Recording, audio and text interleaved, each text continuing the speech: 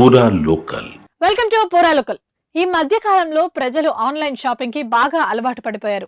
కేవలం బట్టలు వస్తువులు మాత్రమే కాదు, వంటింట్లో కావాల్సిన ఉప్పు పప్పు కూడా ఆన్లైన్ లోనే ఆర్డర్ పెడుతున్నారు. ఇంట్లో కూర్చొని ఒక్క క్లిక్ ఇస్తే చాలు మనకి కావాల్సినవి మన దగ్గరకే వస్తాయి. అయితే దీన్ని అడ్డం పెట్టుకుని కొంతమంది మోసగాళ్లు సోషల్ మీడియా ప్లాట్ఫామ్స్ ద్వారా అమాయకులను ఈజీగా బుట్టలో వేసుకుని డబ్బులు కాజేస్తున్నారు. తాజాగా ఓ అమ్మాయి ఇన్‌స్టాగ్రామ్ లో కొన్ని దుస్తులు బాగా నచ్చి అక్కడున్న వాట్సాప్ నెంబర్ కు మెసేజ్ చేసింది.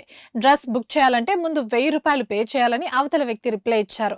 తర్వాత షిప్పింగ్ ఛార్జీలంటూ 700, ఆ తర్వాత డిస్పాచ్ పేరుతో 1500 పంపమని అడిగారు.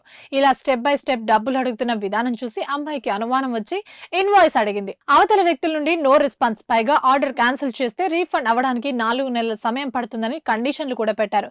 ఈ తతంగం మొత్తం చూశాక తను మోసపోయిందని ఓ క్లారిటీ వచ్చింది. ఇలాంటి ఆన్లైన్ మోసాల నుండి తప్పించుకోవాలంటే ముందుగా కొన్ని కీ పాయింట్స్ పాటించుకోవాలి. ఎవరైనా డైరెక్ట్ గా మెసేజ్ చేసి ముందుగా పేమెంట్ అడిగితే అలర్ట్ గా ఉండాలి.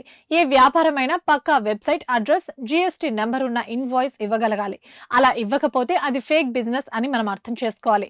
అలాగే సోషల్ మీడియాలో కనిపించే నకిలీ షాపింగ్ పేజీలను క్రాస్ చెక్ చేయకుండానే డబ్బులు పంపకూడదు. మన నుండి ₹1 పోయినా అది మన పర్సనల్ డేటాను మోసగాళ్లకు చేరవేసే ప్రమాదం ఉంటుంది. ముఖ్యంగా ఇలాంటి ఇన్సిడెంట్ జరిగితే వెంటనే సైబర్ క్రైమ్ పోర్టల్లో అధికారికంగా ఫిర్యాదు చేయాలని సైబర్ పోలీసులు సూచించారు.